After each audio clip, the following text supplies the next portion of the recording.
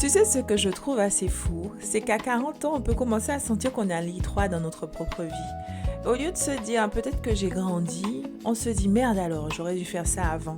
J'aurais dû me lancer avant, j'aurais dû penser à moi avant, j'aurais dû comprendre ça avant. J'aurais dû avoir ce projet à 25 ans, pas maintenant. Parce que maintenant, il y a les enfants, les responsabilités, les factures, le quotidien. Et puis soyons clairs, quand tu commences à avoir apparaître 2-3 cheveux gris, ça n'aide pas forcément à te dire que toute ta vie est devant toi. Sauf qu'il y a un truc qu'on oublie. À 40 ans, tu possèdes quelque chose que la femme que tu étais à 25 ans n'avait pas. Ton vécu. Et peut-être que justement, tu n'es pas en retard. Peut-être que tu arrives à un moment de ta vie où pour la première fois, tu as suffisamment vécu pour savoir ce que tu veux vraiment en faire. Salut, moi c'est Carida. Bienvenue dans Un pas vers l'équilibre. Ce podcast est un espace où on explore ensemble comment on peut perdre notre identité de femme en devenant mère et surtout comment on peut doucement la retrouver. Alors je te partage, parce que je suis maman comme toi, je te partage mes petits pas, mes prises de conscience, ce que je mets en pratique et qui fonctionne pour moi, en espérant que ça puisse aussi t'aider. Donc n'hésite pas à t'abonner et à partager à d'autres femmes comme toi. Aujourd'hui, j'ai envie qu'on parle de la quarantaine, mais pas de la quarantaine version « Attention, ton métabolisme ralentit, mets du rétinol et prépare-toi à la périménopause ». Non, j'ai envie qu'on parle de ce qu'on gagne. Parce qu'on parle énormément de ce qu'une femme perd en vieillissant, mais beaucoup moins de tout ce qu'elle peut acquérir. Et pourtant, on arrive rarement à 40 ans les mains vides. Quand je regarde la femme que j'étais à 25 ans, bien sûr que j'avais des rêves, j'avais des envies, mais il y a énormément de choses que je ne savais pas encore. Simplement parce que je ne les avais pas vécues. Il y a des choses que tu peux lire des centaines de fois dans des bouquins, tant que la vie ne te les a pas fait traverser, tu ne les comprends pas de la même manière. À 25 ans, tu peux savoir qu'il faut poser tes limites. À 40 ans, tu sais ce que ça te coûte de ne pas les poser. Ce n'est pas pareil. Tu peux savoir qu'il faut prendre soin de toi, mais quand tu as passé des années à t'oublier, à courir, à vouloir assurer partout, tu comprends autrement ce que ça signifie. Je dois aussi prendre soin de moi.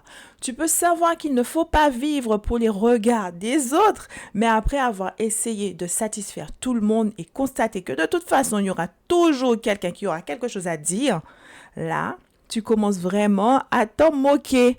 Et ça, ce sont des choses que la vie t'apprends et que tu acquiers avec l'âge. À 40 ans, tu as quelque chose d'extrêmement précieux. Tu as des données sur toi-même. Maintenant, on parle de data, mais c'est exactement la même chose. Tu sais ce qui t'épuise, tu sais ce qui te fait du bien, tu sais les situations dans lesquelles tu as tendance à t'oublier, tu connais un peu mieux tes limites, tu sais quelles relations t'apaisent et lesquelles te donnent envie de mettre ton téléphone en mode avion pendant 3 semaines. Tu as aimé, tu t'es trompé, tu as parfois dit oui alors que tu pensais non. Tu as probablement fait confiance à des personnes à qui tu n'aurais jamais dû faire confiance et tu as pris certaines décisions dont tu es fier et d'autres aujourd'hui où tu te demandes mais qu'est-ce qui m'est passé par la tête? Mais tout ça, ce n'est pas du temps perdu, c'est de l'information. Aujourd'hui, tu te connais mieux et surtout tu commences à comprendre que ton temps n'est pas illimité. Et je ne te dis pas ça de manière morbide, Je trouve au contraire que c'est une prise de conscience extrêmement puissante. Parce qu'à 20 ans, on peut avoir l'impression qu'on a tout le temps. Plus tard, un jour, quand les enfants seront plus grands, quand j'aurai plus d'argent, quand j'aurai moins peur, quand les autres comprendront.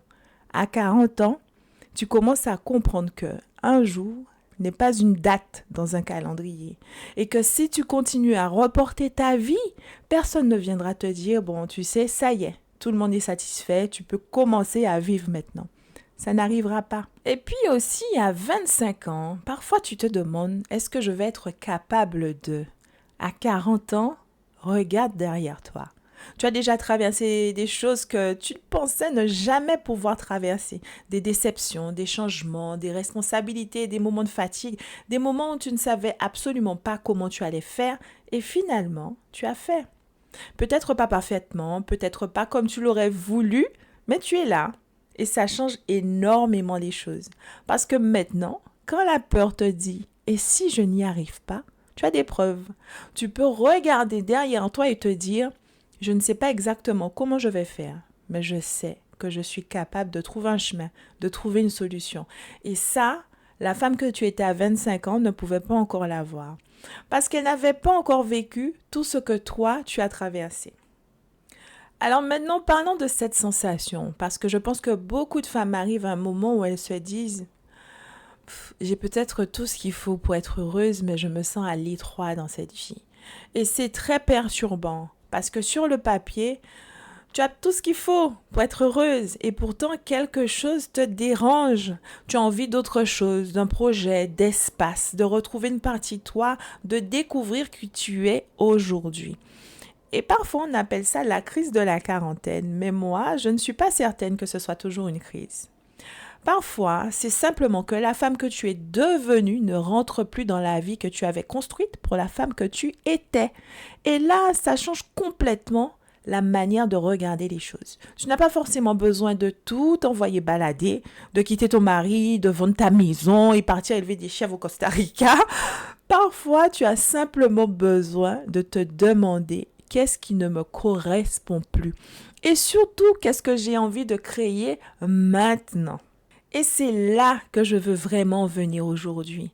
Si tu veux commencer quelque chose à 40 ans, tu n'arrives pas les mains vides. Tu arrives avec 40 ans de vie, avec tes erreurs, avec tes réussites, avec les limites que tu as appris à poser, avec celles que tu dois encore apprendre à poser, avec les relations que tu as quittées, celles que tu as réparées, les décisions que tu regrettes, celles dont tu es extrêmement fier. Tu arrives avec une connaissance de toi que tu n'avais pas avant.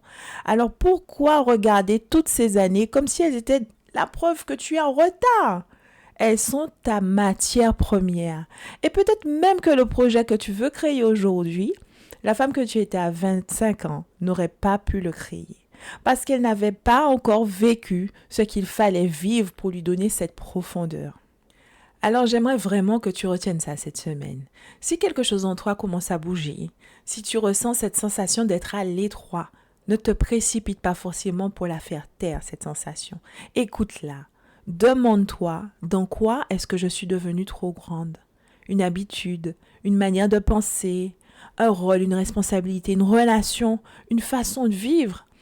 Et ensuite, qu'est-ce que la femme que je suis aujourd'hui choisirait? Pas celle que j'étais à 25 ans et ni à 30 ans d'ailleurs. Pas celle que ma mère voulait que je sois, pas celle qu'on attend de moi. Moi, aujourd'hui. Parce que finalement, peut-être que la quarantaine n'est pas le moment où tu commences à manquer de temps. Peut-être que c'est le moment où tu comprends enfin suffisamment sa valeur pour arrêter de le gaspiller. Et ça, c'est un sacré avantage, je pense.